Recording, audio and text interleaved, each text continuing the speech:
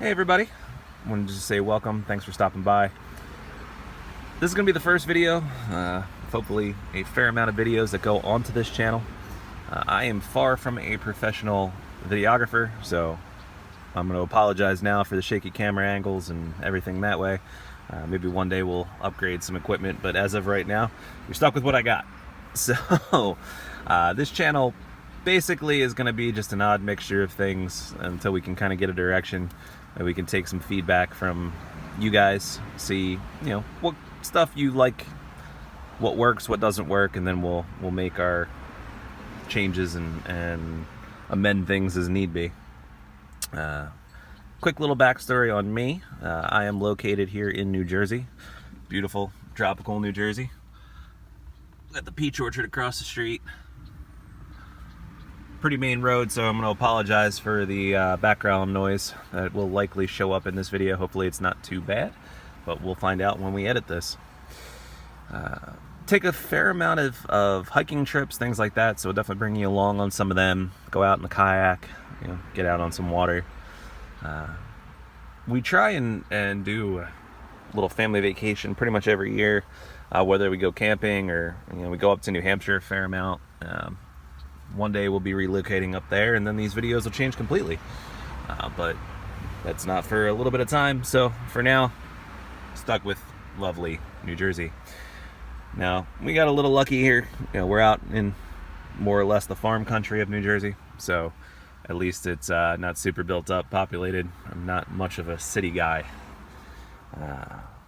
But, to each their own. So, today, we said, we're going to be working on this 2000 X-terra. This truck has been absolutely phenomenal. Very little issues with this. We did get it about a year ago, just as something for combination daily driver, slowly build into like an overland rig. So we're definitely going to have a bunch of videos with that. We'll be doing a lift on here, slightly larger tires, eventually doing some roof racks and things like that. Only real issues that we've had with this, which haven't been anything terrible, are the AC highline did go out. So we had to go through and replace that.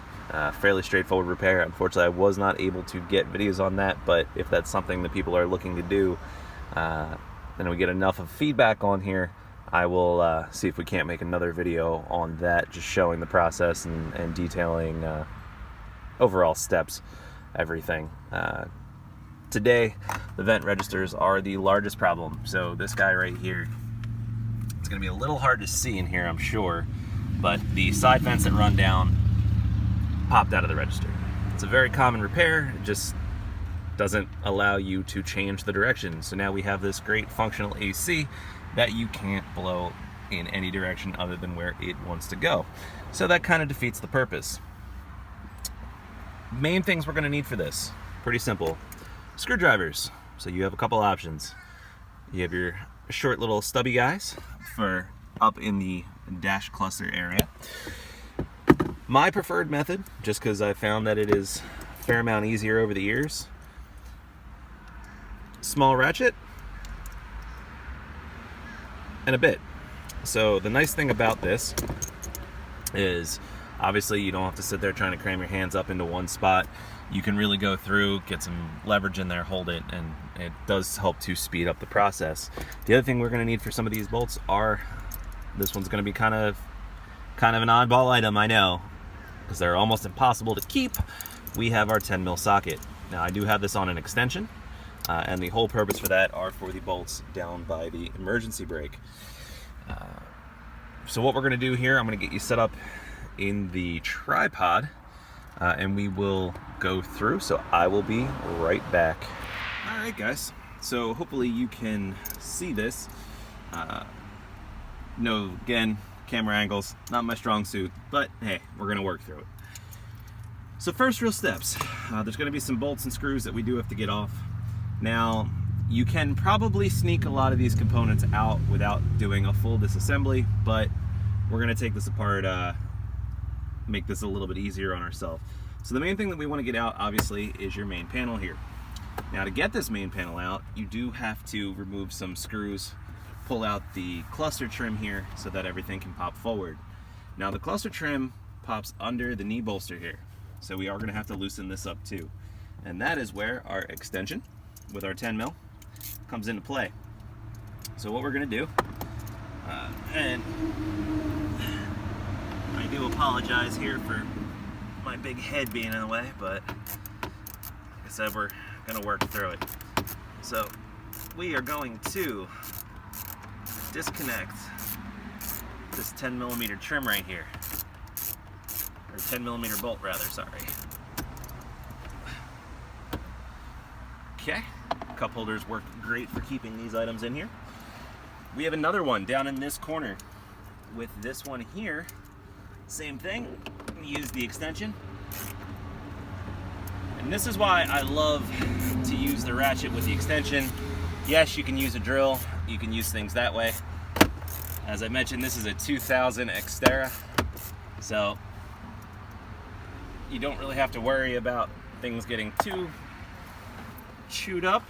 However, it is my wife's truck, and well, I like to be alive, so we're not gonna do anything that's gonna cause any issues there. All right, so we're just gonna leave this kind of loose. We'll drop the steering wheel down so that we can get in here a little bit easier. And now we have access to the 2 Phillips screws here. So with these screws, what we're gonna do, swap attachments here. And we're simply gonna undo these. Now this is a number 2 Phillips bit. Your typical standard hand screwdrivers will work. Most drill bits or drills that you get are gonna come with those, obviously. More than likely, if you're watching this video, I don't need to tell you what a number 2 drill bit is, or screw tip is, rather.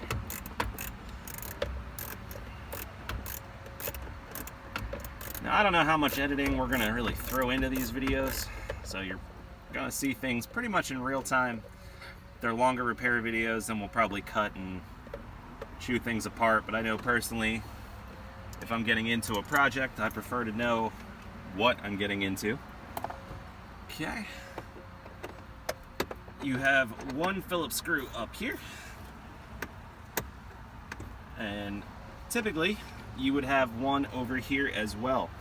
Now this truck is missing some things. Again, it's a 2000. It's been apart more than once, I'm sure. You would also have a screw here and a screw under here.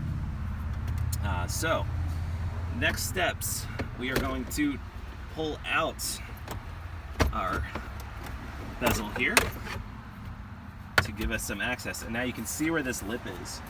And what happens is that the screw components come all the way across, so we definitely want to make sure we get that loose there.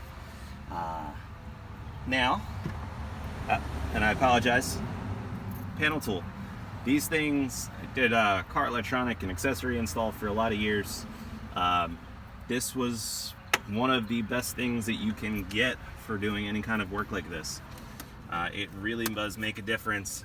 Yes, you can get your hands in there. Yes, you can pull things apart, but when you can just run this along the edge, it does greatly assist in repair work. So over on this side, I'm not sure how well you're going to see this, but we'll do a zoom in later. You have your mirror switch. Now the big thing, obviously, anytime you're working with any kind of electrical equipment, you want to disconnect as many things as possible. Last thing you want to do is go in here for a simple project, break a wire, and then now you have a much bigger issue. So with this, same thing, we can use our panel tool.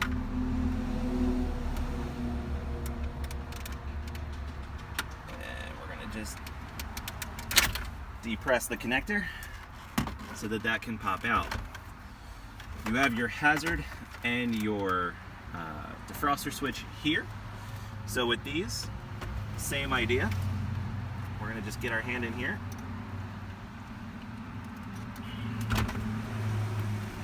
Block the camera here for a minute because, hey, why not?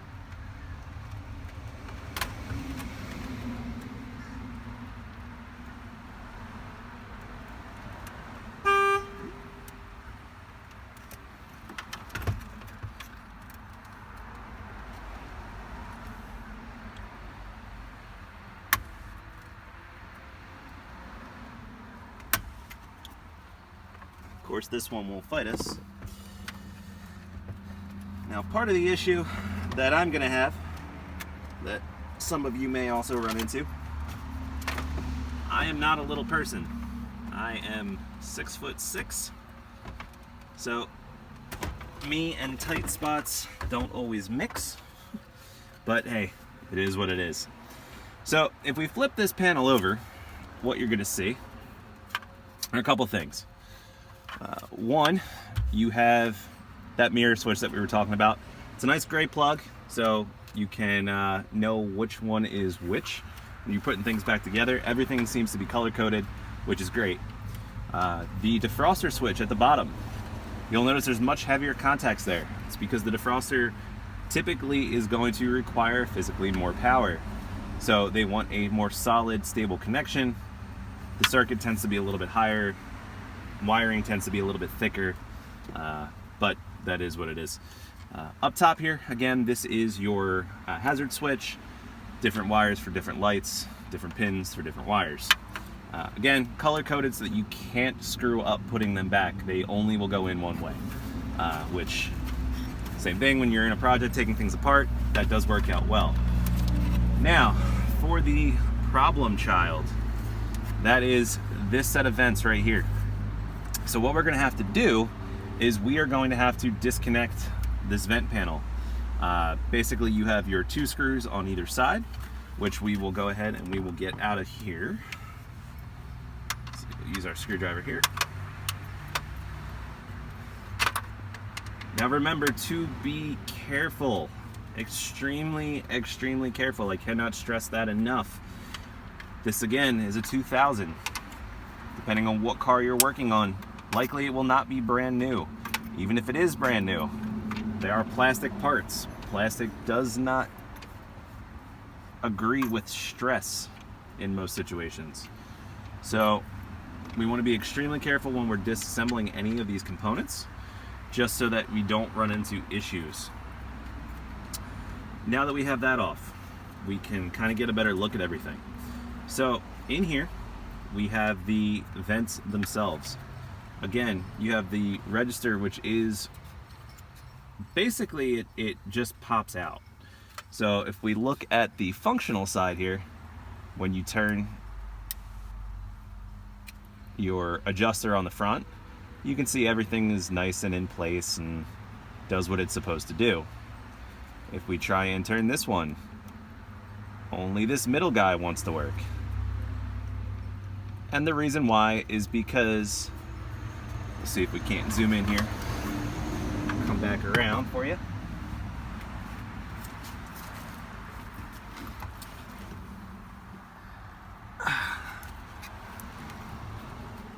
I'm sure this isn't creepy at all.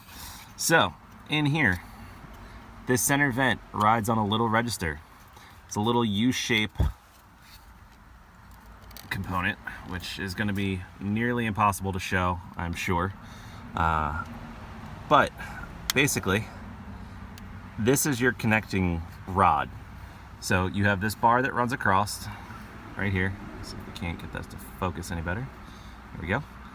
This rod that runs along has little U's, and these little U's sit on each of these vents. They're set in with more of a pin design on both of the ends here, so that as you move your register, everything should shift.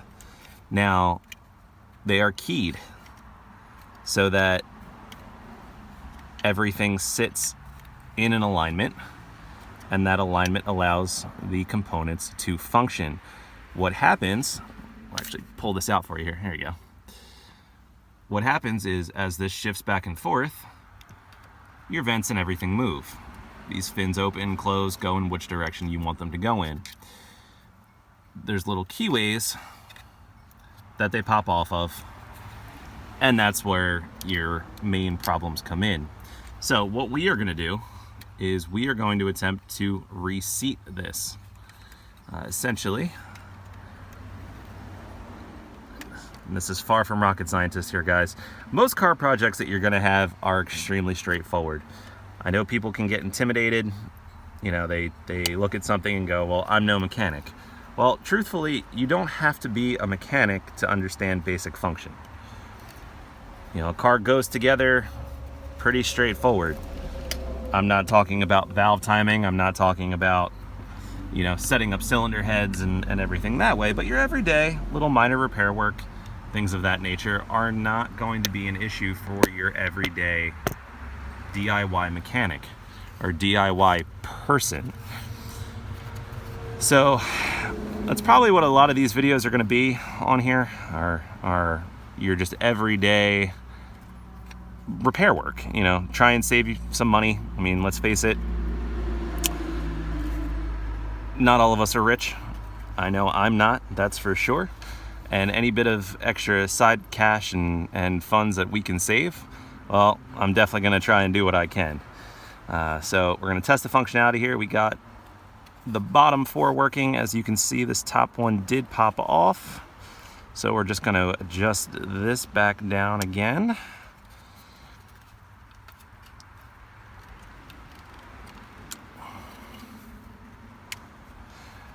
The biggest thing to remember with any of these repairs is try not to get frustrated, because, you know, you're in your car fairly frequently, I would hope, you know, or even if you're not, it gets extremely frustrating when you go to reach for something that you know should work, and for whatever reason it decides not to, whether that be, you know, something that you caused, or it just flat out broke from time and usage. So little components, little plastic bits, little things like that are gonna fail. Unfortunately, it's just a fact of life. So the more that you can slowly analyze the situation, figure out what's wrong, the easier it is to get this stuff back together. So now you can see we got everything seated the way that we're supposed to, and we're functioning. So what we're gonna do now, we're gonna go ahead and just get this all screwed back in.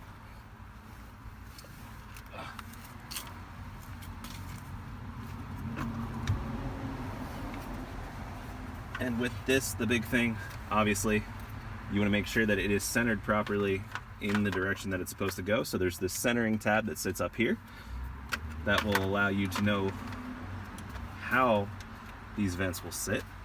And you want to try to make sure that they're seated completely in.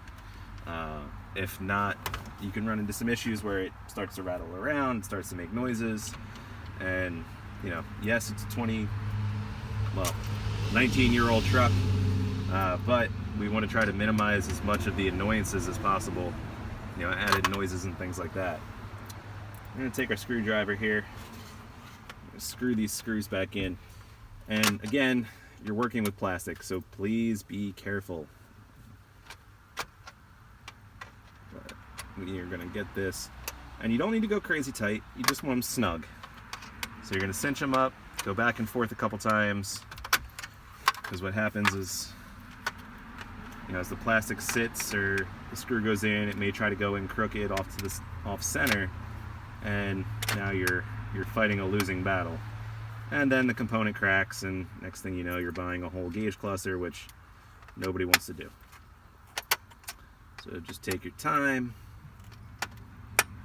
let the screw self-seat itself.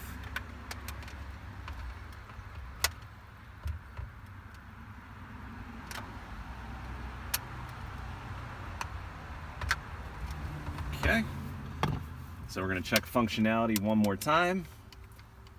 Those 4 are working good. That 4 is working good. All right, so now we're going to clip everything back in. So we're going to start over on this side here. It's a shorter run with the wires, so we want to make sure to try to get them seated first. Big pins, big plug on the bottom. Again, these are your defrosters. Very important. Today it's 95 degrees here, so it's not super important at the moment, but at some point it will be winter again. We get a good amount of snow here. I don't know what it's like where you're at, but hey, leave a comment. Tell us where it's at. I'm going to try and answer as many questions as possible. Try and be as active as possible. Okay, we're going to get the hazard switch put back in here.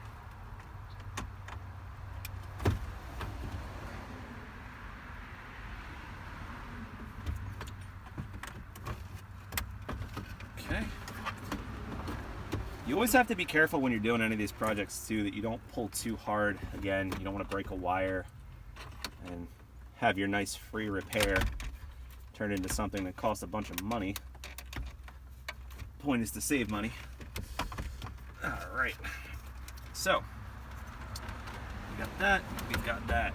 Now you're gonna just line everything back up, push in all of your clips and pins. Okay, perfect. Again, there's no screws, there's nothing once the cluster comes out, this main cluster here.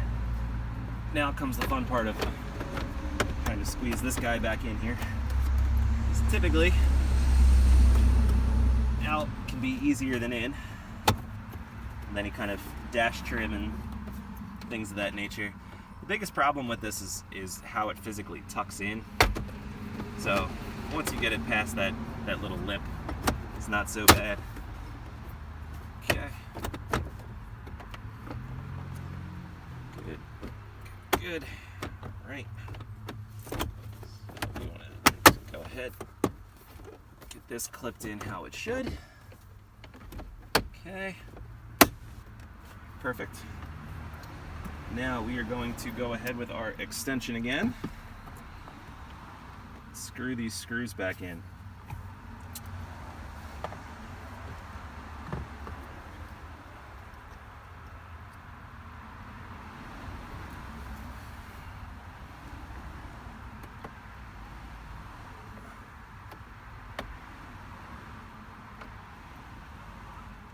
Obviously you want to try not to cross thread these. If you cross thread them, then again you're going to get your rattles. Things aren't going to be sitting as tight as they should. Again, we're missing some screws and things like that. This truck's pretty good though. It really doesn't rattle around too much. You know, again, we're going to try and build this into a little bit of an overland rig, if you will. So wind up shooting a video for a body and suspension lift, slightly larger tires, a bunch of off-road components, but that will be for a later time. Okay, we're gonna get this screw here, which let's just screw back up into the top just to help hold shape. There we go. Okay, and now we're gonna take our knee bolster, work this back up across here. Again, you want to be careful. Don't be too forceful with things here. It can help a little bit if you pull the emergency brake out just to get a little bit of room down in this lower portion here. But go ahead and get that.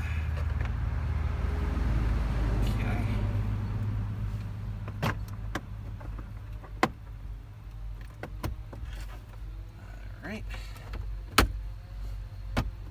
left side clipped in, that's in solid.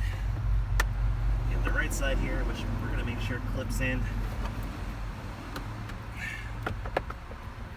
Perfect.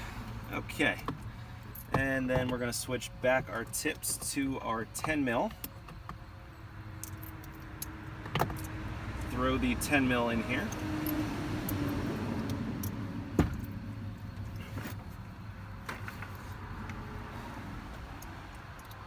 And once again, you have the one down in the left corner here.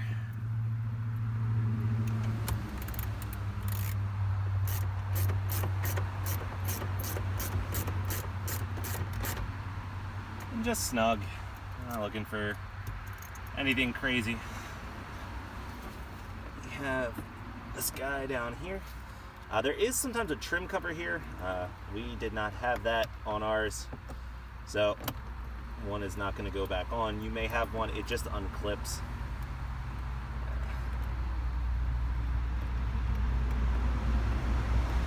Okay.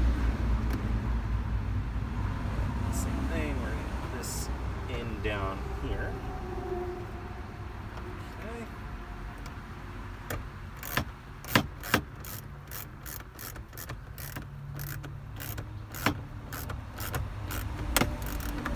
All right.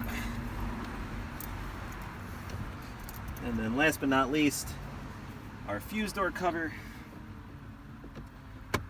which just clips down. So, get you out of the tripod here. Now this was obviously a bit of a longer video. I don't know if they're all going to be this long. Again, I like to show things in real time. One day we're going to do a walk around video on the X-terra, just to kind of show what we're working with, little things that we've done to it here and there. But my wife will now be very happy, which will make me very happy, which will make life easier as a whole. So again, thanks guys. You know, we're still gonna work out some of the bugs on here. You know, leave me comments, leave me feedback. You know, you like it, you don't like it. Let's see if we can't make this channel something that most people